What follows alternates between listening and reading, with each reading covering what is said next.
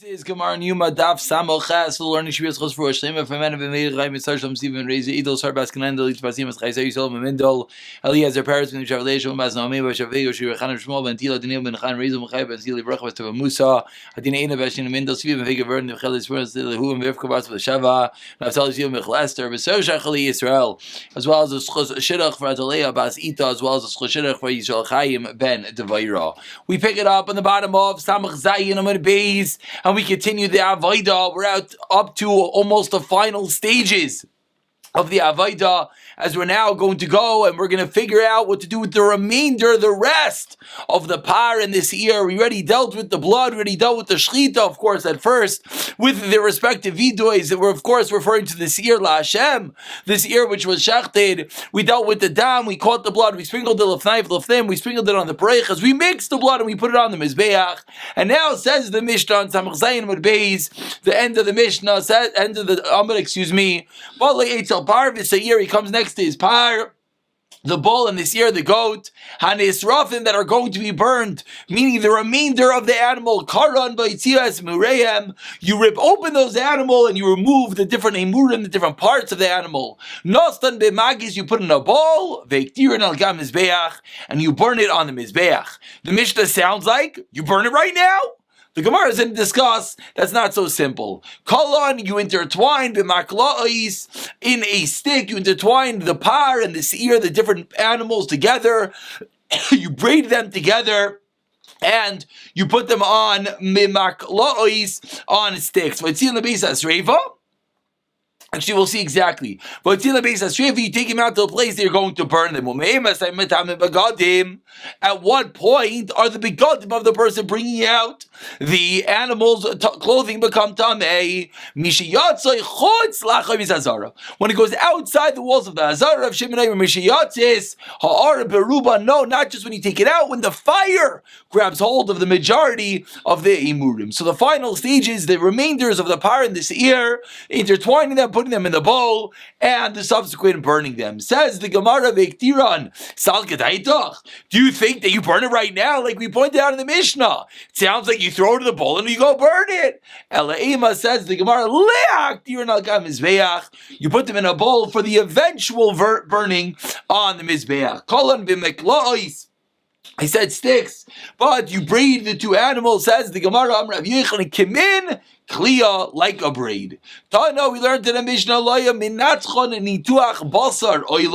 they did not cut up the animal like they would do by an oila, which means they would first dismember it, they first rip it into pieces, and then they would first take off the skin, then dismember it. That's where they do the oila. They does not do that over here. Rather, rather they would cut it into pieces while it was still on the while it was still on the hide.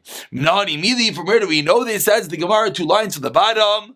The Tanya learned in the Raisa, Rabbi Omer Nemer Kan Or Ubasar Uperesh. It says over here, hide, meat, and waste. Menemer la'alon. And it says with regard to burning the Kohen Gadol's par or ubasar uparesh, the same 3 items. As we move over to Samachas Amar Aleph, explains the Gemara, ma'alahala al yedei nituach v'loy al yedei hafshit. Just like over there by the Kohen Gadol, it means you cut it up, and it does not mean you do hafshit. You skin the animal. Afkan lo al yedei nituach v'loy al yedei hafshit. That you cut it up and you do not skin it. So what's unique over here is the carbon oila. They first skinned and then they cut it up. This carbon they're cutting up with the skin. But now I asked the Gemara, very good, he telling me we learned it out from the par of the Kohen Gadol. V'hasaminal, and where do we know they did over there? Explains the Gemara, the Tanya, v'kirbo yu parshai, u'pirshai v'haitzi. Then what does it say? That the inners and the waist, you have to take it out of the entire camp. Me'elamed shamitzia shalim. You take out the entire animal outside of the camp, that you don't cut it up. Yochli yisrafenu shalim. So you would think, again, this is the power of the Kohen Gadol. You would think that maybe the same thing is true. Maybe you have to burn it when it's whole as well. Nemar kan roisha yukrav, nemar halon roisha yukrav, mal halon aydin nituach avkan. al yedei nituach. And we explain further, not only do you cut up the animal, so maybe you as well need to skin it. My Talmuda, what do we learn out from there?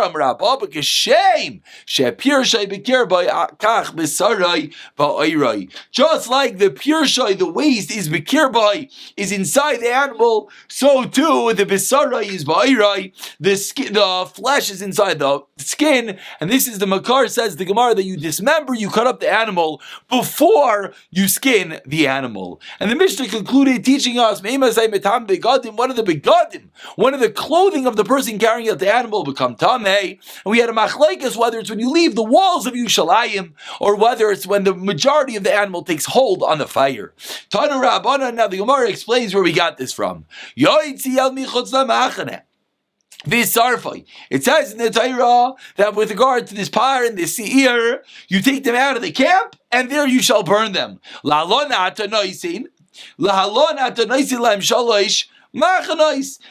elsewhere, lahalon, we find this is by the power of the Kohen Gadol and the power of when the entire Klal Yisrael did an Aveira. What do we find over there? You got to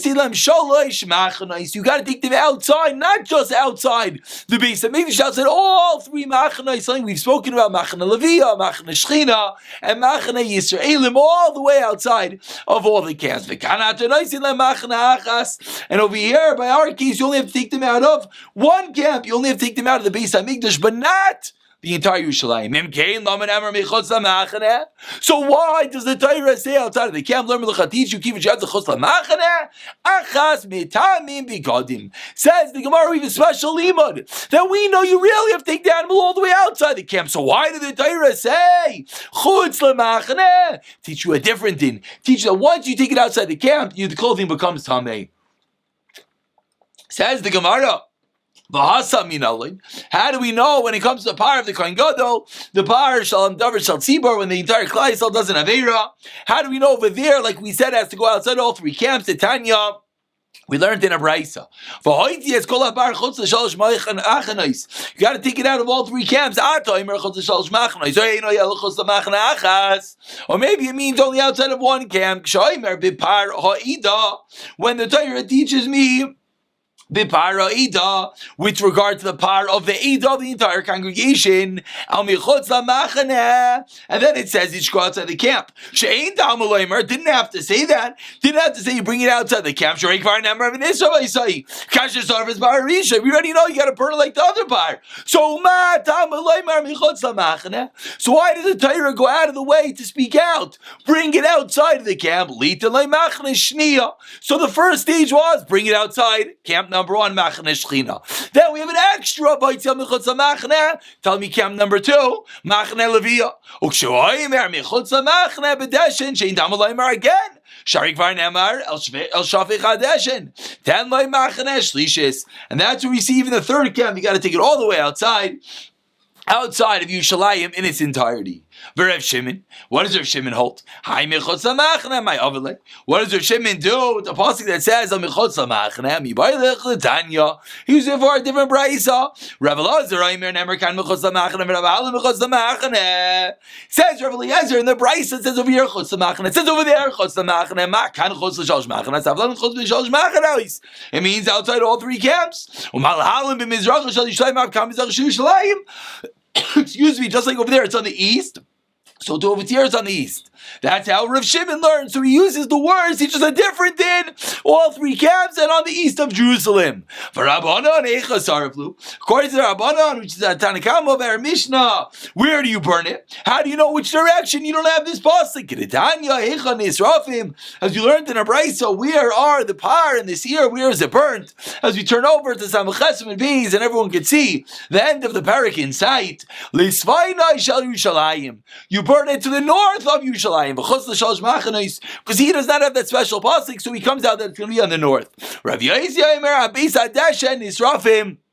you burn it on the Beis Hadash, in the place where they burn the Beis Hadash and the excess ashes. So says the Gemara with the Tanakama that disagreed with Rav Yosi. Who is that? Amar Rava Mantana the Poligalei Rav Yosi, Rav Eliezer ben Yaakov Yehu the Tanya Shvei Hadashen Yisaref Sheila Shem Hadashen. That's the Tanakama. Rav Eliezer ben Yaakov Aimer She Mekoymai Mishubach. They teach you that the place should be mishupach, which means it should be fit for pouring. What is something that's fit for pouring? Something on a slant that it rolls down. So Rav ben Yaakov does not learn from the pasuk the place has to be put in the same place where the ashes were placed, but rather it has to do with the type of land that it's on.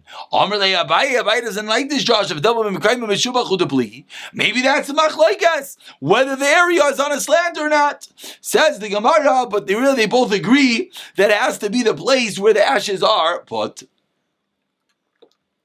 Moving along, once we now know or you put that carbon on a rabbanan. The pasuk says one who burns it. You know that teaches us not the one that lights a fire, not the one that puts together the pyre. In the first white line, that's the one that helps at the time of the burning. I would have thought even the one that deals with the animal even after it becomes ash. That it says in the Torah, only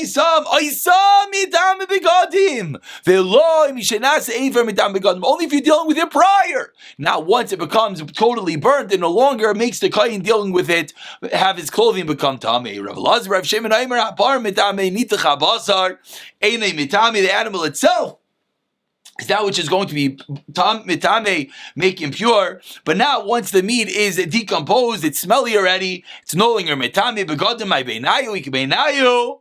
Excuse me, einatam begodim my beinayu deshavye charucha. What's going to be the difference in these two shitas is going to be when it's fully charred, but it's not ash. That's like the stage before. You got like the charcoal, and then it falls apart at the ash.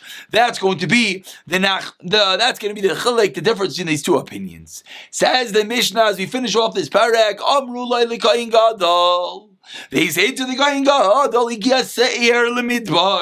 the goat reached the midbar. Now let's maybe fix a mistake. In the Mishnah a few days ago, we explained that the Mishnah says that really the Kohanim could be the one to bring out this ear la'azazel, but they were makbid to do what? So we read the Mishnah. It sounds like they were makbid to have the Kohen Gadol bring it out, and then in the subsequent Gemaras we kept on pointing out that it seems from the Gemara the Kohen Gadol didn't bring it because he's back in the Beis Hamikdash. It seems he had different Kohanim. So that Mishnah really is other Gersayis to learn that they were makbid to have Kohen Gedolim bring it. They were makbid to have a Kohen bring it and not a Yisrael. So, but now, based over that detail, says our Mishnah, the Kohen Gadol is waiting. So, Amr Lai the Kohen Gadol, they would tell the Kohen Gadol, the goat has reached the desert. How do they know that the goat is in the desert? They would set up watchmen, and they would wave flags, they would wave different handkerchiefs. And with that, they would know a relay system that the goat has reached the midbar. Says Rav Yehuda, 1 second, but they had a simin. Cause from Yushalayim, took them time to walk 3 mil. And therefore, how do they know when the 3 mil passed? They walked 1 mil, then they came back 1 mil, that's 2 mil, and they waited the amount of time to walk a mil, so that would be the 3 mil, and that's how they know that the seer reached the desert. They didn't actually have to need the flags. They had a different way of knowing. Which we've learned, we have this red wall. Remember, we had a machlokes where they tie the red walls. Rav Shimon says, Rav Shmuel says it was tied up by the doorway to the ulam, to the eichel, and that's how they knew when the seir made it there, when it turned white. Because she has seir the midbar. It would turn right. That your sins will turn white, knowing that they got the utmost kapara. So 3 three different opinions how they knew, whether they did signs, whether they knew based on the amount of distance, or whether they knew for the fact that the red wool turned white when this ear made it to the cliff. We see from our Mishnah that Beis Chadudai, the area with the cliff, was in the desert. Ask the Gemara of Akamash Milan. Excuse me, not a kasha. And says the Gemara, this teaches us Ksavar Rabbi Yehuda Kivshe Yeser the Midbar Nasa mitzvah. Say that's its mitzvah, and that's when they would tell the Kohen Gadol who's waiting in the Beis Hamikdash, Hadron Allah Shnei Seirim, we should do a chazara of this amazing parak, the parak dealing with the final stages almost of the Avaida, the stages of the two Seirim, of the two ghosts, the Sir Lashem, the Sir Lazazel. And just to mention one last time, we learned over here, this is where Kol Klal Yisrael gets the kapara like we spoke about, because when they do the vidoy on the Seir, which is going to be thrown off the cliff, was for Avcha Beis Yisrael. Machlaik is whether that includes the Kayanim or not, but certainly for all the Israelim amongst us, that is the point that we must remember. By the Avodah, if we're not sitting in the Beis Hamikdash and we're reading the Avodah, if we come to that point, we have to remember that at the point of the Sir L'Mishtaleach, that is where our kapara is coming, and we should have the Amos Kavana there, and Hadron Allah, we should be zeicha to finish many, many more Misachtais, actually Parakim, and ultimately very soon the Masechta together. Says the Mishnah, beginning the 7th parak. Now the Kohen Gadol finished basically the entire Avaida. Says the Mishnah, he came to Ezra's Nashim, the woman's courtyard, and now it was time for Kriyas HaTorah, to read the portions of the Torah for Yom Kippur, Emrat to Laker's big day butts, Kaira. Interesting halacha, he's allowed to wear what he wants. If he wants your big day butts, the linen clothing is allowed, Kaira, Bimlav, Kaira, B'itzelis Lavan. If not, he would wear a white robe, his own personal clothing, while he read from the Torah. Mishalah, that was his own. Chazan HaKnesset noitel sefer Torah v'nasal l'rosh HaKnesset. The Chazan would take the Torah and give it to the head of the shul. V'rosh HaKnesset noitel l'skan, to the deputy, to the right man hand, to the Kohen Gadol l'skan noitel l'Kohen Gadol. The Kohen Gadol, he would stand up. Umekabel, and of course the Gemara is going to go through each and every stage of this story. The Kairei, and what would the Kohen Gadol read? Achreimais v'achba'asar. He would read the parshiyos of Achreimais, and as well the parshiyos of Achba'asar. The Kohen Sefer Torah. Then he would wind the Sefer Torah, maniach b'cheikai, and he would put it back into his chest. V'aymer. And the Kohen Gadol would say, it says a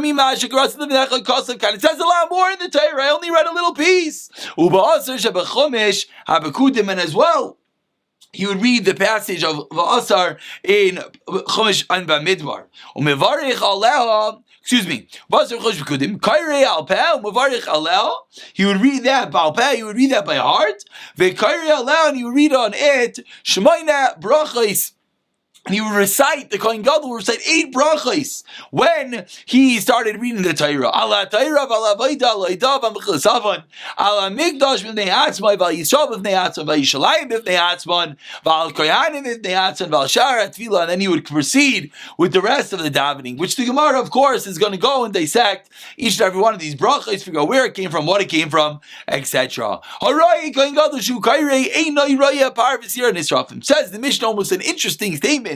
If you see the Kohen Gadol reading the Torah, you don't see the animal being thrown off the cliff, which sounds almost like funny. What's it telling us? If I'm in the Beis Hamikdash, I'm not by the cliff. Okay, we'll see in the Gemara. But Raya Par V'Sir Nisrafim, and if you see the par in this year is getting burned, they don't Kohen Gadol Shukari, you don't see the Kohen Gadol. But Laimin Nation Arash, not because you're not allowed to, as they both were equal as one, which again, we'll see in the Gemara what exactly this means. As it's a bit early, let's just get a start on the Gemara. Says the Gemara, it said in the Mishnah that either the Kohen Gadol wears the white garments or he wears his own personal white robe when he reads from the Torah. Mishaloi of his own. What's the obvious implication? If it was a proper avoid, of course he'd have to wear the big day kuna. For the fact that we're allowing him to wear his own clothing must be, says the Gemara, it's not a proper avoida. But Says the Gemara, 1 second, Vikatani, but we learned them right to Laker's big day bots. Kaira, if he wants to read in the Kohen Gadol clothing, he's allowed to. And from there it sounds like Shramid is Rasmina, big day Kunaninda Lihanes. You know what this shows us? It shows that the big day Kuna is allowed to get benefit from, and therefore if he wants to read it while we're in the big day Lavan, he's allowed. Says the Gemara, 1 second, Dalma Shiny Kriya Detzerech Avoidi. Maybe the only reason we let him read, again, this is the beginning of a big discussion. Can the Kohen Gadol get personal benefit from the clothing? Says the Gemara, seem to have a beautiful raya, because we see in the Mishnah that he's allowed to wear his Kohen Gadol clothing while reading in the Torah. Says the Gemara, no raya, because Dilma Shiny Kriya Detzerech Avoidi. Even if you don't call it a proper avoida, but it's still part, it's still a bit, it's not something no sheikh, it's not something random, so maybe we can't bring a raya whether you can get benefit from the clothing of the Kohen Gadol. As the Gemara says, this is a fundamental shayla that they asked in Beis Medrash, are you allowed to get benefit or not? Tashema, says the Gemara, 4 lines from the bottom. Let's start the rayos, whether you get benefit or not for the big dikuna. We'll pick up from here tomorrow. They would not sleep in their holy clothing. Delay sounds like they didn't sleep in it. Sounds like they would eat in it. Seems like you have benefit. Again, eating is part of the avodah. Why is eating part of the avodah? As we learned in a brayz,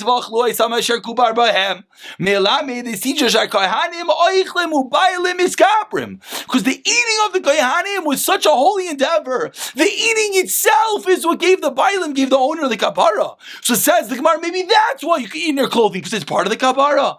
Says the Gemara in the last line, Shinu Delay. But he's allowed to walk in the clothing. But what do we see? That really should not be allowed to walk in the clothing as well. Moving along to Samach Tesam and Aleph. That's the chiddush. The chiddush is that they're allowed to take it off, fold it up, and put it under their pillow, which is also a form, as we'll see, perhaps of benefiting from the clothing, which Amir Hashem will pick up from tomorrow.